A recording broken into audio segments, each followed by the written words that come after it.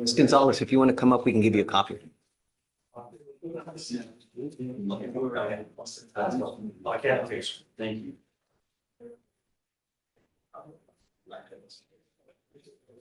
Are we Judge? Yeah. Judge, I actually have two cases, but they're both off docket. Okay. One of them is, I'll give the cause number, it's 252-5198. This one, we were here on Monday. Okay, he needed to get the interlock, but he was out of town. My associate was here. You said you bond forfeited him. You said as long as he gets the interlock. remember. Yeah, Yes. remember. And then he's already filed a supervision order. And so if you could just reinstate him. Did you get the interlock? Yes, and he's already filed a supervision order. Ready to go? This is on. I filed it, Your Honor. We signed the contract. I did file this. Okay. Yeah. I mean, as long as it's good and you're filing. It's filed it. I've already filed it. We probably should get more review. And then we should. Okay, I'll let her know that you reinstated it. I did yesterday, so we should get this all to the. Hopefully it did. I'll talk to her in a second. Yeah, okay. And my other one, Judge, is a walkthrough. Gonna bring him up? He's my walkthrough guy. Yeah, he's out in the hallway. Let me grab him real quick. You can get a translator? Okay, yeah, please.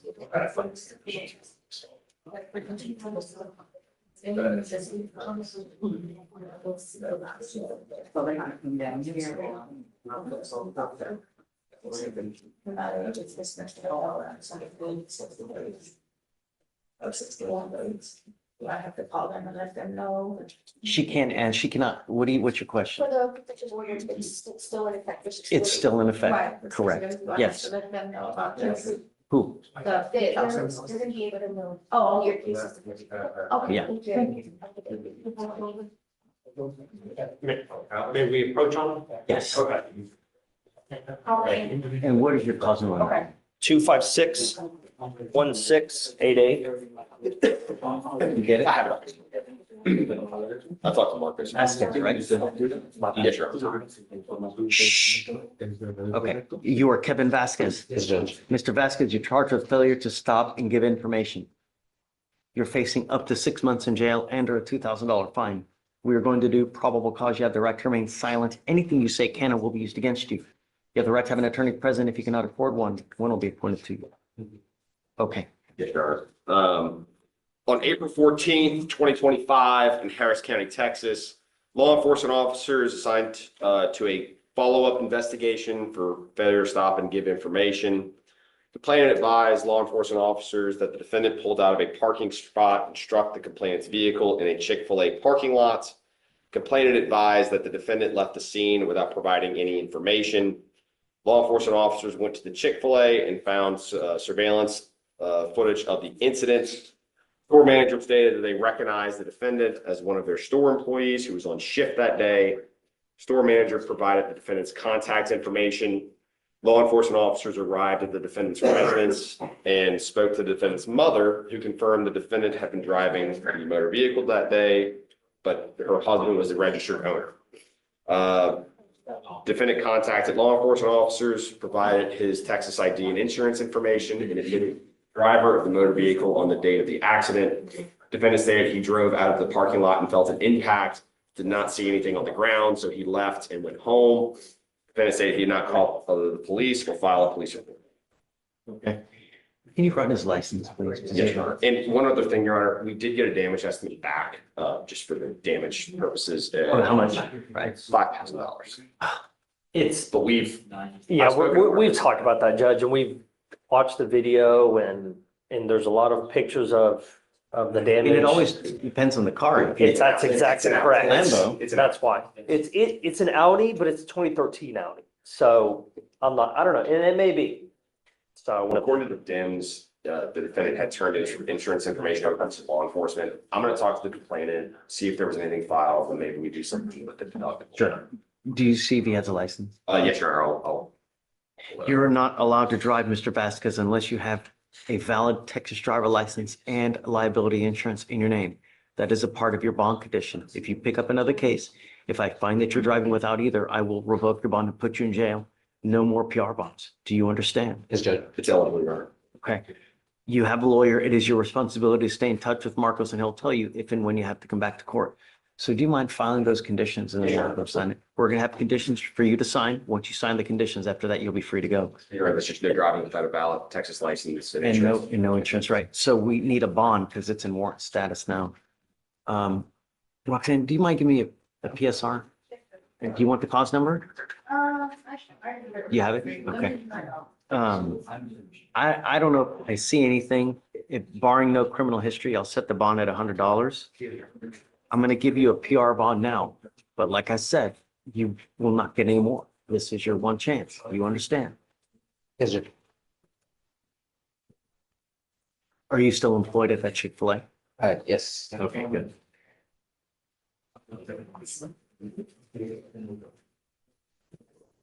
Okay, so he's gonna have a ton of paperwork to sign. We'll have you go to Victoria, sign a receipt now. Do not leave until you sign our bond conditions, then you have to meet with Roxanne for your PR. Okay, thanks, Mark. Appreciate it. Okay, just. Confound. Steph, do you have the cost? Good morning, Judge. Can we approach? We're approaching on Miss Torrance. She's in custody. They did the TRAS. We got the report. They are recommending, and Victoria, maybe keep me honest here. Which they're recommending residential treatment, but community, which means that she would have to pay for it. And just to be completely candid, Doesn't have insurance. no. She's not gonna be able to pay for it. Yeah. Like- The alternative to the residential. Caseload, I'm just gonna report 4 times a week and then one tap, I repeat this. That's like giving her, she is on the page. But at this time. What do you think? Well, I understand that the DWI YA is probably a good program, but if she has to report 4 times a week, that's setting her up for failure because she's not going to be able to work. Because no employer is going to let somebody take off 4 times a week.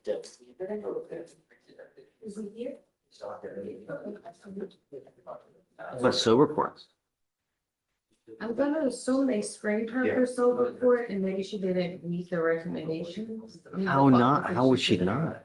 I mean, really? Her BAC was like 0.62. She's denied any use since November 2024. So basically what she, I don't know, based mean- on what she's telling the assessors. It's completely just, Just to give you a little, what is kind of putting state in a wrong position is the BAC was low. We assumed there was going to be something with tox. Tox still is not back, and I think people are rightfully slow, suppressed it because we still don't even have the lab back yet for the tox. Blood alcohol. when could you possibly get that back? So When's the last time you reached out to I them? talked to them yesterday. What'd they say? No defensive timeline. And the reason we were reaching out was Anna had filed the trial packets, the blood alcohol trial packet. They would refuse to release that to her because they're not done with their analysis. I then called, maybe the state It's called. really unbelievable how so many cases cave just because we can't get labs back. It's mind numbing, just how justice has to sit and wait because of the labs just can't get their shice together, man. It's. Well, and Judge, just testing for tox is a little bit more complicated because one person tests for cocaine, another person tests for the benzodiazepines, another person tests for opioids. So it's not. Don't just put it in a gas chromatograph? Well, they have to tell it what to test for and they can't do it all. They can't just put this and this and this and this? I mean, really?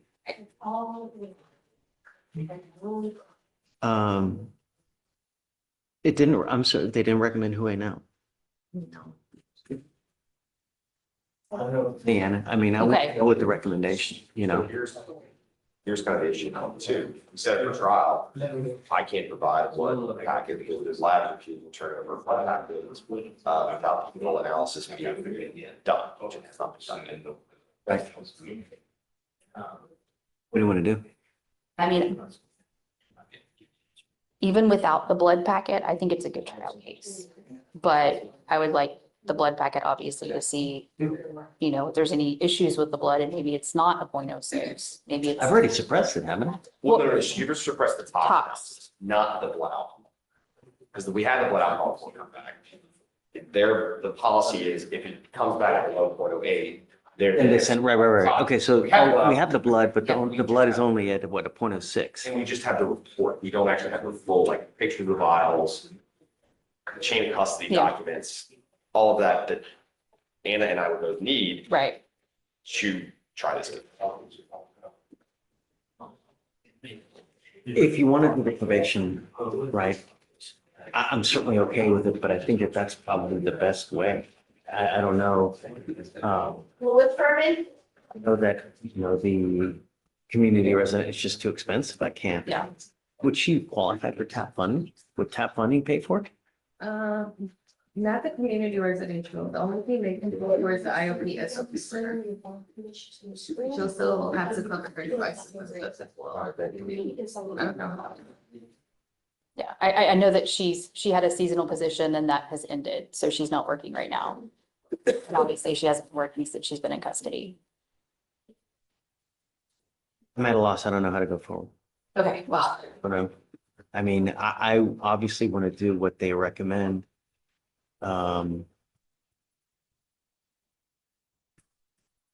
How the IOP, how intense is it?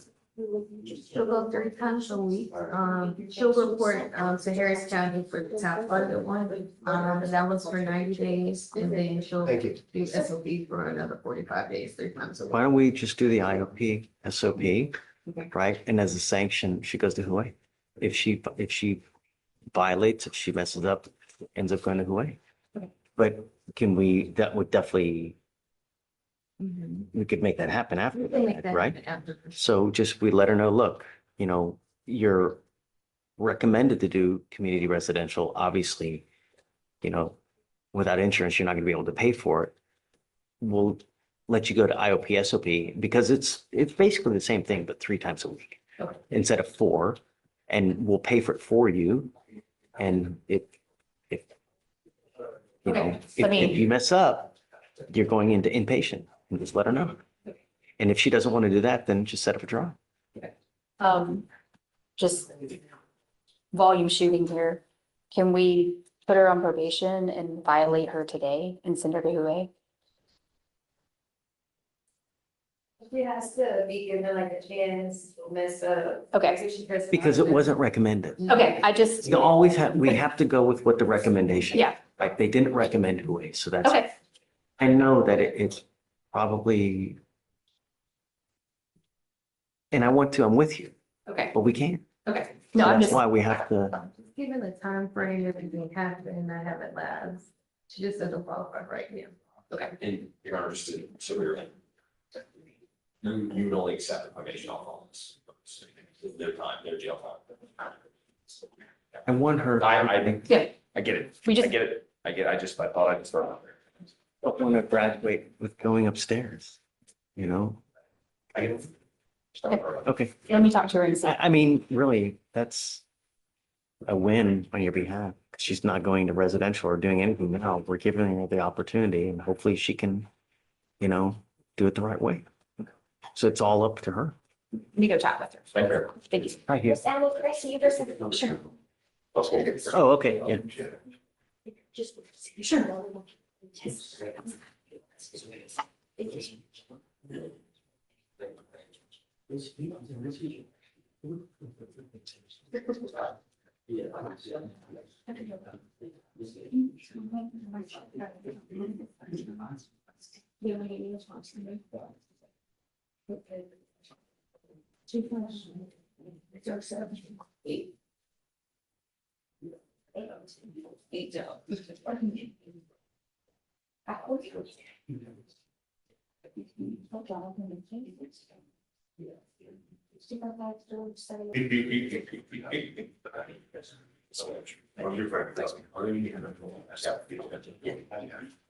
You ready? How are you doing? Jonathan Payton. Hey, Yes.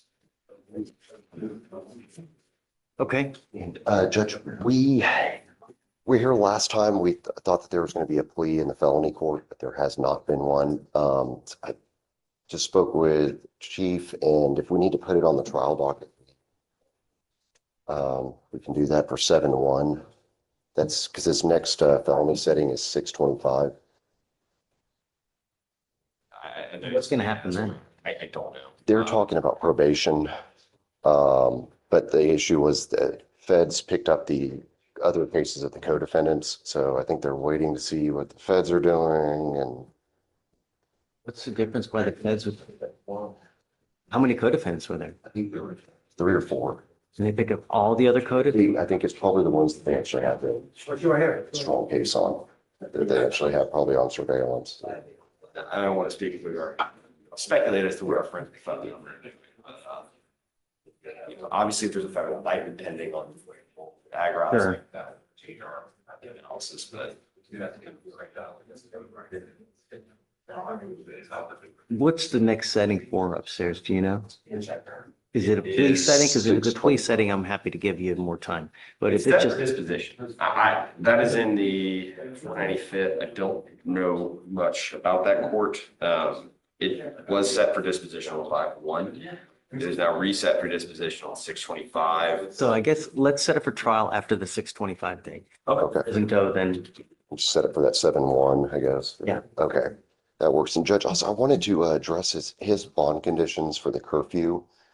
He is currently in school and he's looking to get a job. So he gets out of class. I don't think he gets home till about 6.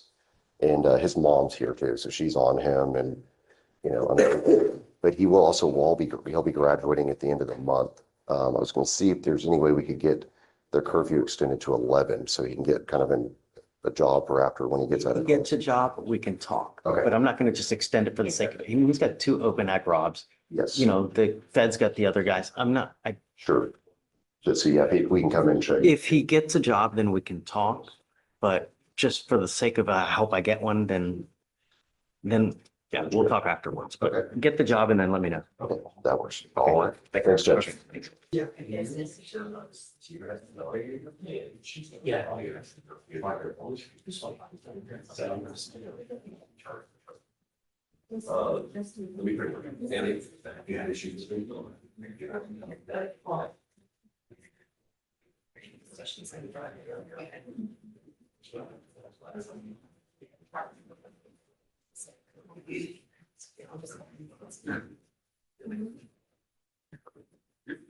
Hey.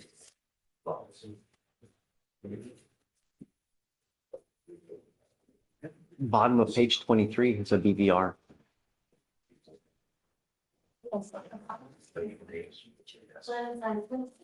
Is he here?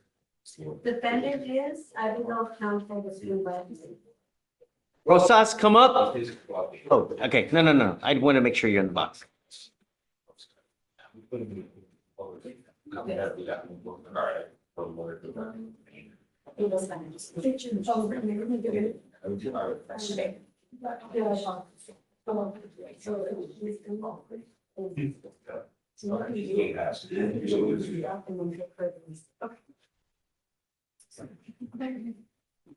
Hey, see that Fraser has a BVR?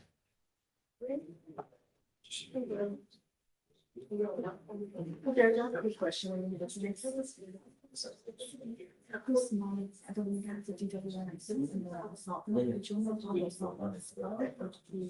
No. Lump it together. Right. So both of them are all the drugs. No weapons, no witness, no driving. Yeah. So put them all on, but so that way it violates.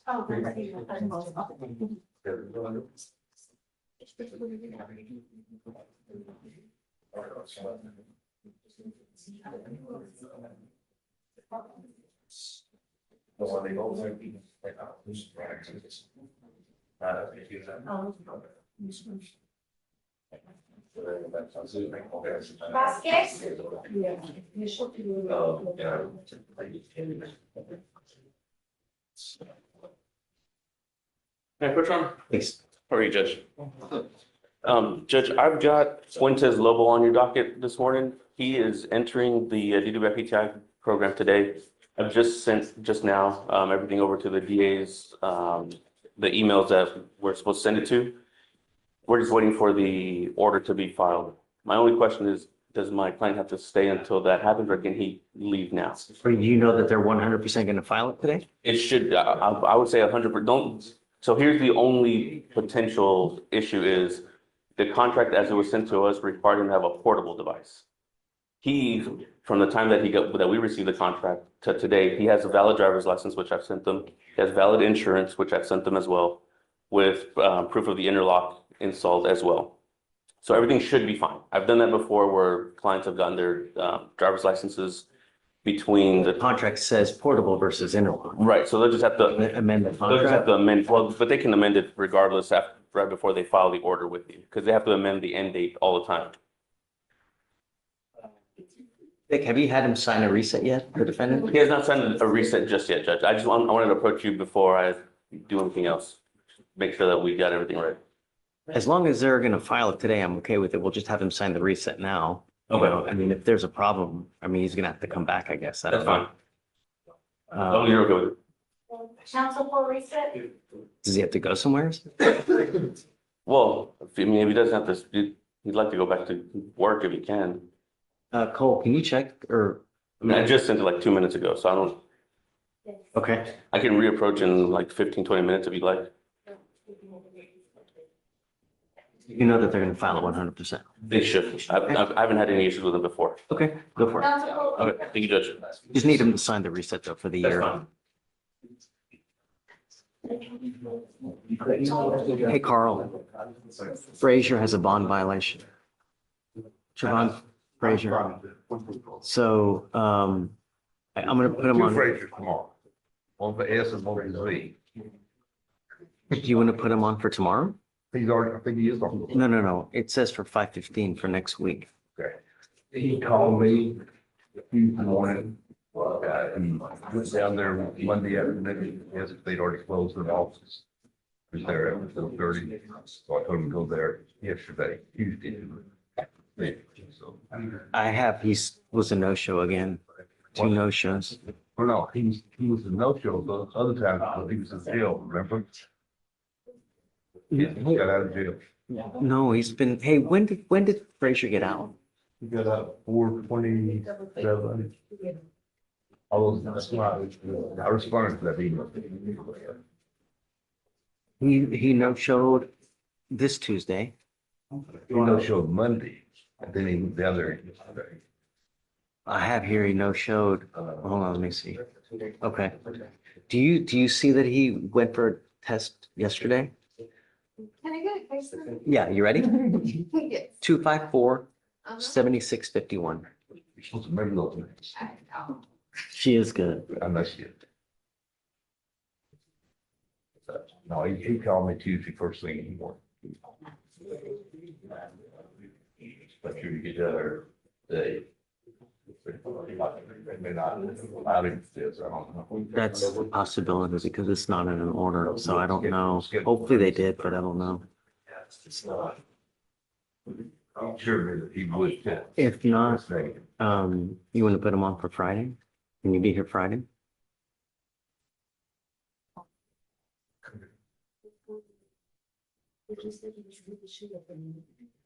I had it on for that tomorrow. Anyway, the way. According to the system, it says 5:50. But if you want to bring him in tomorrow, then we can do it tomorrow. May have, was looking on. I think he got it to 15 when he bonded out again.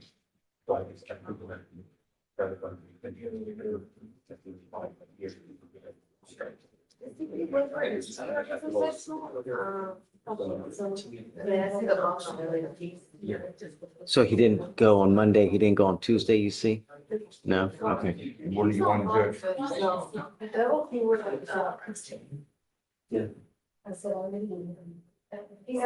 Roxanne, can I give you a cause number? Frazier? Yeah, did he go test yesterday?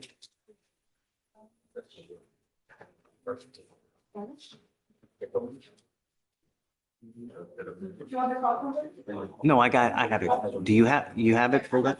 Did he go test yesterday?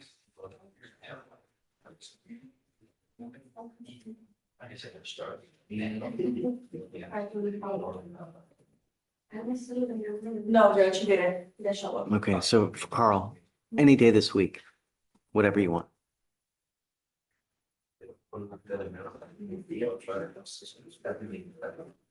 Bobby? Done. I guess just let him know. We'll put him on Friday. Thanks. Thank you. Hi. Yes. Just, Hey, good morning.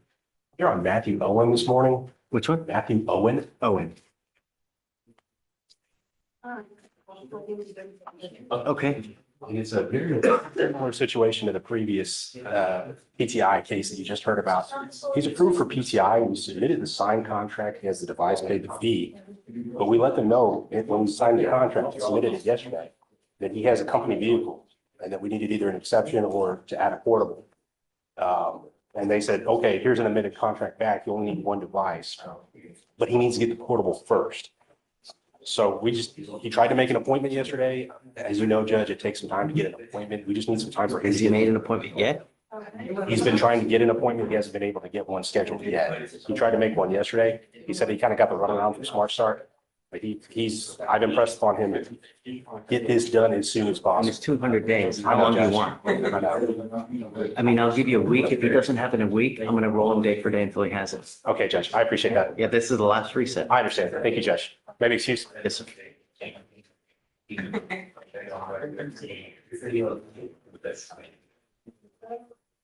Oh.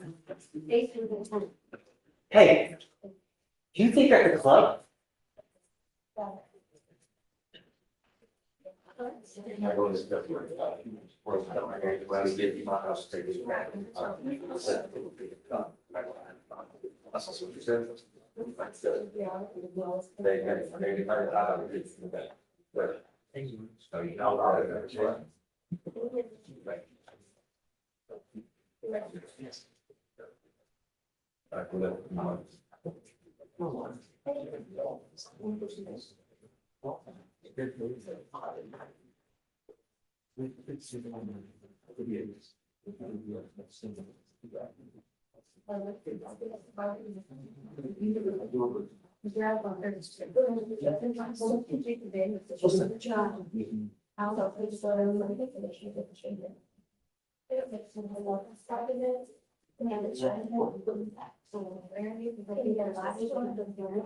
Vasquez? Council reset.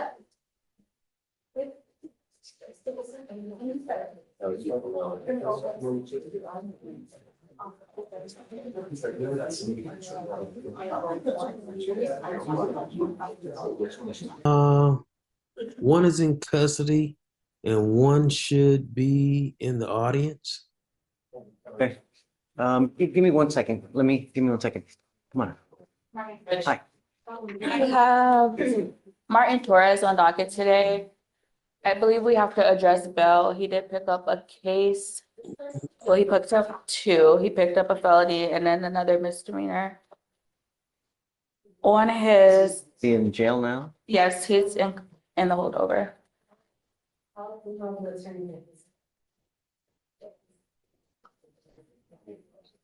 Well, that took a turn.